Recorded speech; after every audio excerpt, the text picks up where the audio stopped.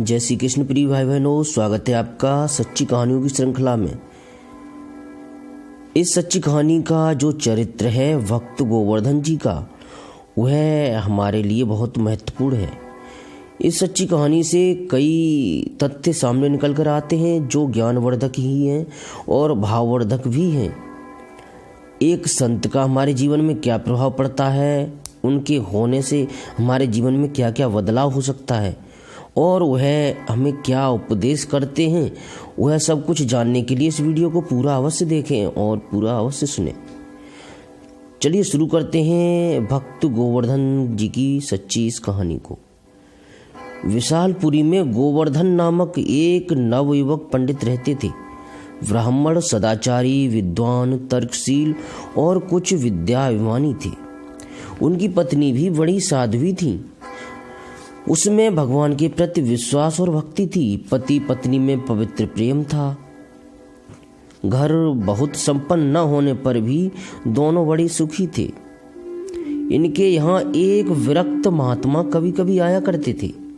गोवर्धन जी के पिता महात्मा जी के बड़े भक्त थे। उन्होंने इनकी बड़ी सेवा की थी। महात्मा की सच्ची सेवा उनके बतलाए हुए पवित्र मार्ग का अनुसरण करने में ही है, उनके बाहरी वेशभूषा का अनुकरण करने में नहीं। गोवर्धन के पिता ऐसे ही श्रेष्ठ सेवक थे। उन्हीं के संबंध से महात्मा कभी कभी इनके घर कृपा करके पधारा करते थे। इधर बहुत दिनों से महात्मा नहीं आए। गोवर्धन का पड़ोसी नंदाराम बड़ा सदाचारी और कुमारगामी था।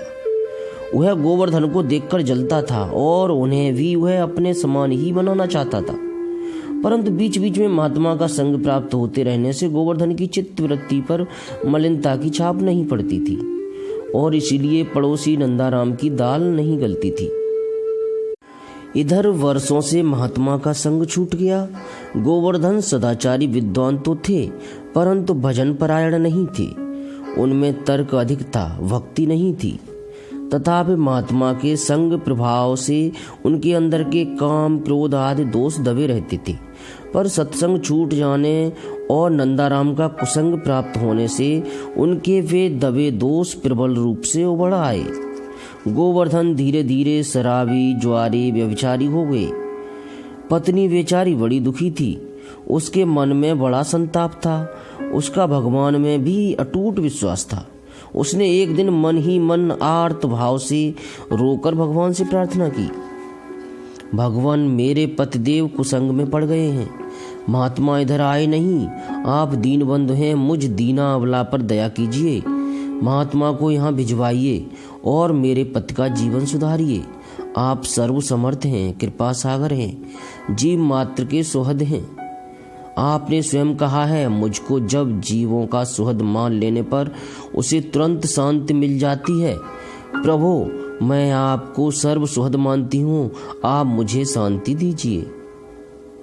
भगवान सच्ची पुकार को तुरंत सुनते हैं।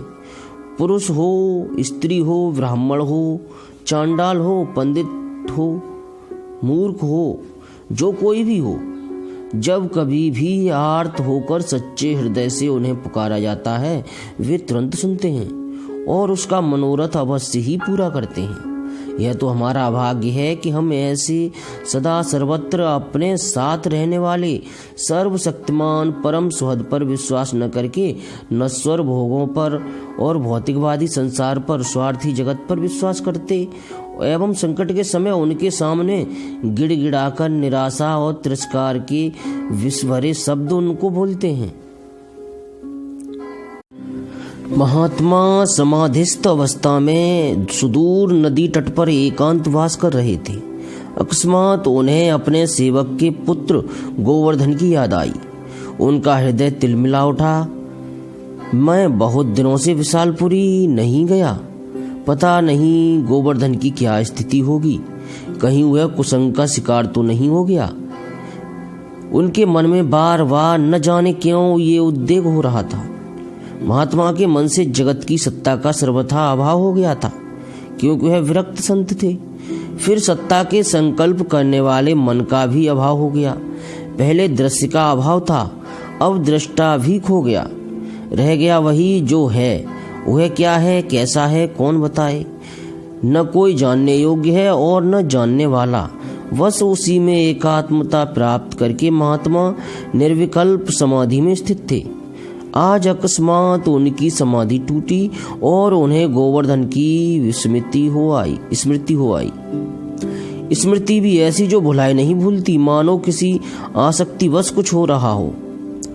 सत्य संकल्प सर्वनियंता भगवान की प्रेरणा जो थी, क्योंकि गोवर्धन की साध्वी पत्नी ने भगवान से यही प्रार्थना की थी कि महात्मा को भेजकर मेरे स्वामी का जीवन सुधारिए।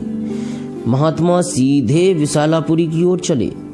जैसे नुपुर लक्ष्य वेधी का बाण सीधा लक्ष्य की ओर ही जाता है, वे विशालापुरी पहुंचे। उस समय आधी रात बीत चुकी थी। सिद्ध महात्मा की सर्वगत दृष्टि ने देख लिया कि इस समय गोवर्धन शहर के उत्तर की ओर बसे हुए मोहल्ले में मायावती नाम की वेश्या के घर पर है। वे सीधे वहीं पहुंचे। बाहर का दरवाजा खुला हुआ था। उन्होंने अंदर जाकर कमरे के किवाड़ खटखटाए और कहा, गोवर्धन, किवाड़ खोलो। गोवर्धन इस समय मद की मदकता में चूर, अपने को भूला हुआ था, पराधीन था, सर्वथा बहिर्मुखी हो रहा था, परंतु महात्मा के सिद्ध शब्दों की वह अवहेलना नहीं कर सका। वैश्या का भी साहस नहीं हुआ कि उसे रोके। गोवर्धन ने किवाड़ खोल दिए। चांदनी रात थी। खोलते ही अपने सामने एक परम तेज पुंज जटाधारी महापुरुष को खड़े देखा। उनके शरीर और नेत्रों से एक स्निग्ध सुशीतल तेजो अमृत धारा निकल रही थी। गोवर्धन को पहले तो कुछ डर सा लगा, वहम हुआ, मन में कुछ उद्वेग आया, परंतु दूसरे ही क्षण उसने महात्मा को पहचान लिया। उसका सारा मद उतर गया। वह चीख मारकर चरणों में गिर पड़ा। मायावती भी किवाड़ों के पास खड़ी थी। महात्मा के अमोघ दर्शन का प्रभाव था। उसका भी हृदय द्रवित हुआ जा रहा है।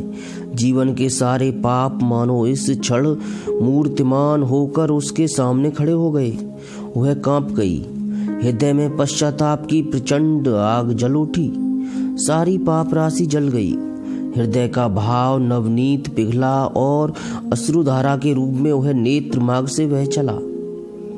पता नहीं उसका हृदय शुद्ध हुआ माना जाए या नहीं, पर वह भी आगे बढ़कर महात्मा के चरणों पर गिर पड़ी और नेत्र जल की धाराओं से उनके पावन पद सरोज पखारने लगी। महात्मा का वरद हस्त उठा। महात्मा झुके। वरद हस्त ने दोनों के मस्तकों का स्पर्श किया और बोले, मेरे बच्चों, उठो, घबराओ नहीं। भगवान की कृपा शक्ति के सामने तुम्हारे पापों की क्या बिसात है। कितना ही घना गहरा और बहुत समय का अंधकार हो, प्रकाश के आते ही वह छिप जाता है।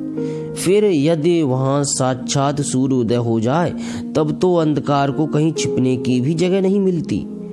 भगवान की कृपा कभी न छिपने वाला प्रचंड और सुशीतम प्रकाशमय सूर्य है। पापांधकार में कितनी शक्ति है जो क्षण मात्र भी उसके सामने ठहर सके।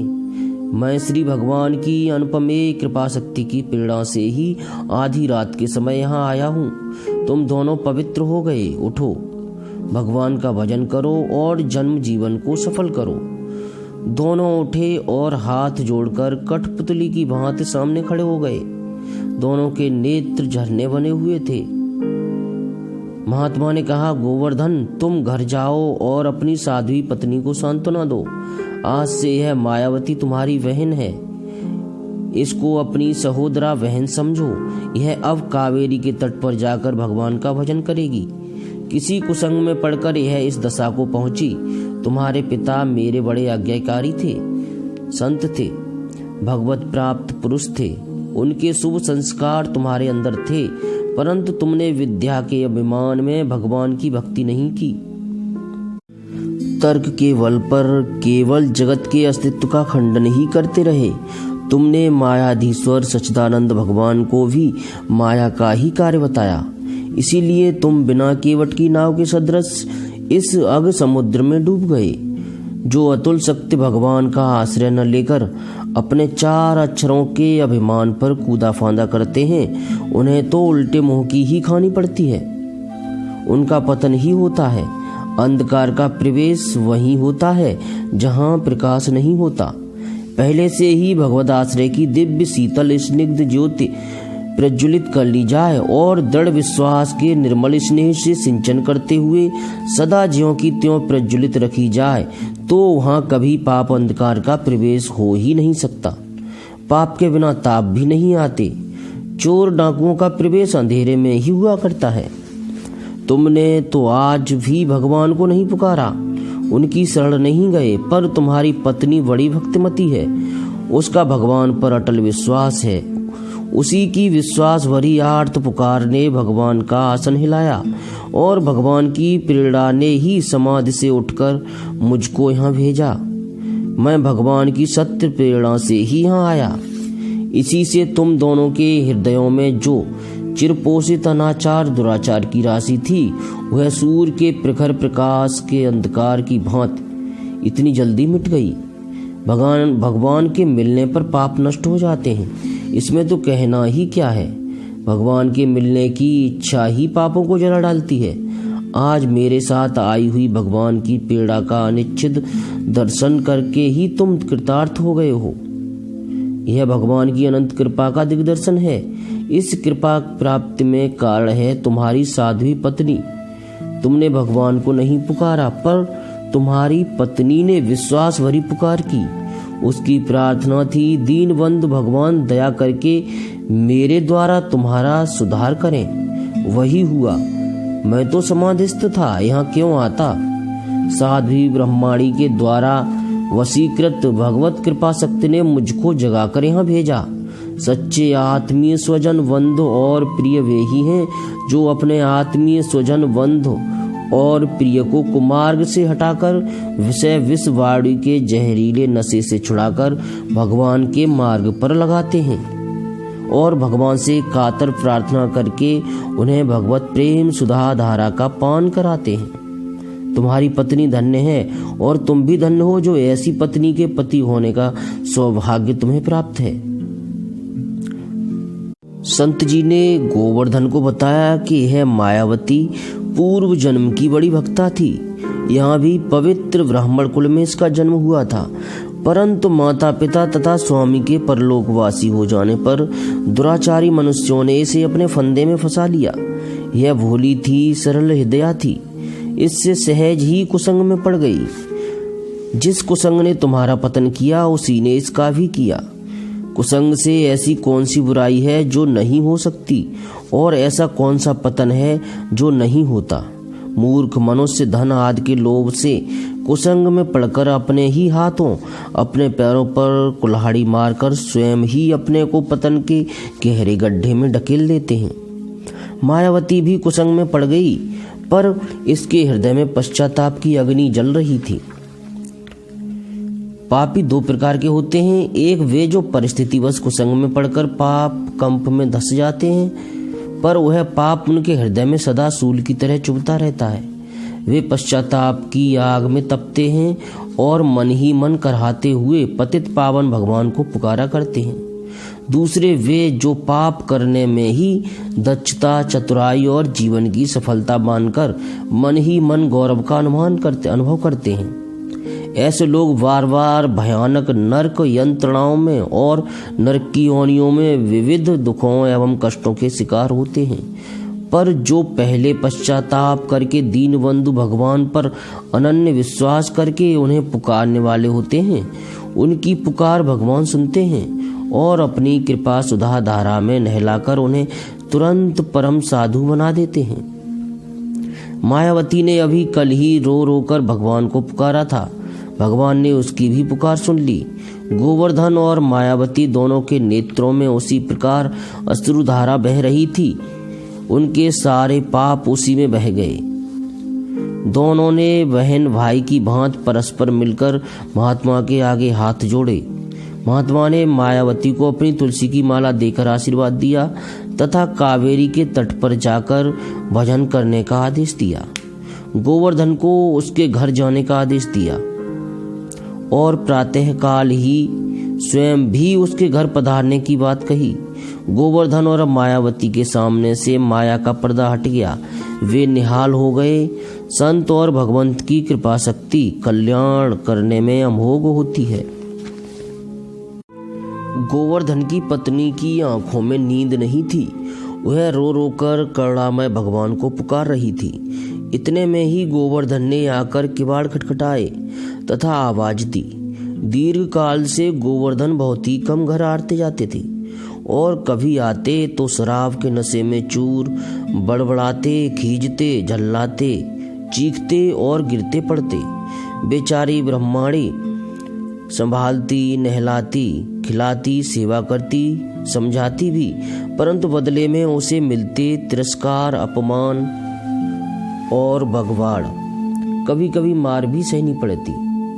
ब्रह्माणी सब सहती, पति की असहाय अवस्था का विचार करके रो पड़ती और आर्त होकर भगवान को पुकारती।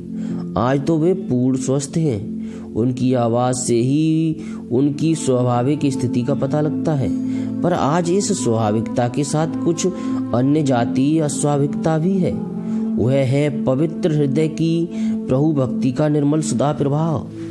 ब्रह्माणी आवाज सुनते ही मानो निहाल हो गई। उसने दौड़कर दरवाजा खोला। गोवर्धन पत्नी के साथ घर के अंदर आए। वह चरणों पर गिरकर रोने लगी। इधर कृतज्ञ हृदय गोवर्धन के नेत्रों में आंसुओं की झड़ी लगी थी। गोवर्धन ने उसको उठाया और स्नेह से अपने पास बैठाकर गदगद कंठ से सारी कथा सुनाई। ब्रह्माणी भगवत कृपा का चमत्कार देखकर कृतार्थ हो गई और उसका बचा बचाया जीवन सदा के लिए प्रभु के समर्पण हो गया। समस्त रात्रि संत चर्चा और भगवत चर्चा में बीत गई। प्रातः स्नान आदि से निवृत्त होकर गोवर्धन भगवत पूजा की बात सोच रहे थे कि महात्मा पधार गए। पति पत्नी उनके चरणों पर गिर पड़े। दोनों का हृदय कृतज्ञता, उल्लास और सर्वसमर्पण के निश्चय से भरा था।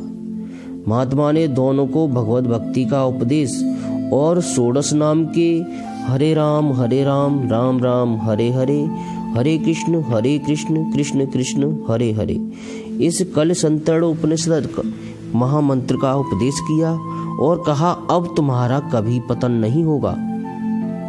तुम दोनों भगवान के दिव्य धाम को और स्वरूप को प्राप्त करोगे। उसके पश्चात भिक्षा आदि करने के बाद महात्मा अपने स्थान को पधार गए। इधर ये दोनों भगवत भक्ति में तल्लीन हो गए। ब्राह्मणी का जीवन भक्ति प्रिय था ही। ब्राह्मण भी परम भक्त हुए और अंत में भगवान के प्रत्यक्ष दर्शन प्राप्त करके दोनों दिव्य धाम को पधारे। वहां उन्होंने नित्य पार्षद गति प्राप्त की, अर्थात दोनों ही साक्षात प्रभु के दर्शन प्राप्त करके भगवान के पार्षद गणों में सम्मिलित हो गए। धन्य हैं ऐसे संत जिनकी कृपा से ऐसा हुआ। प्रिय भाई बहनों, इस कहानी के प्रसंग में प्रमुखता यही है कि इसमें संत की जो प्रमुखता है, हमारे जीवन में जो विशेषता रहती है, जो प्रभाव हमारे जीवन पर पड़ता है, उसका बड़ा ही सुंदर वर्णन हुआ है। संत की कृपा से ही दोनों को सदगति प्राप्त हुई, भगवान के पार्षदगण बने। यह कोई छोटी बात नहीं है। और जो प्रमुख दूसरी बात है वह यह है कि कल संतरण उपनिषद में आए उस षोडश महामंत्र को, जिसको हम अब तक जपते आ रहे हैं, उसी मंत्र का उपदेश उन संत जी ने, उन महात्मा जी ने, उन गोवर्धन और उसकी पत्नी के लिए किया। तात्पर्य है कि इस महामंत्र की शक्ति अमोघ है। इसलिए मैं आपसे हाथ जोड़कर आज फिर से विनम्र विनती करता हूँ कि प्रभु को सच्चे हृदय से अपने चित्त में बसा लीजिए। स्वतः ही सारे पाप नष्ट हो जाएंगे, सारी चिंताएं, दुख सब कुछ नष्ट हो जाएगा और प्रभु वो सब कुछ आपको स्वतः ही देंगे जो आप स्वप्न में भी नहीं सोच पाते हैं। बस एक बार सच्चे हृदय से मेरी बात मान करके और इस महामंत्र को जप करते रहिए जितना अधिक कर सके।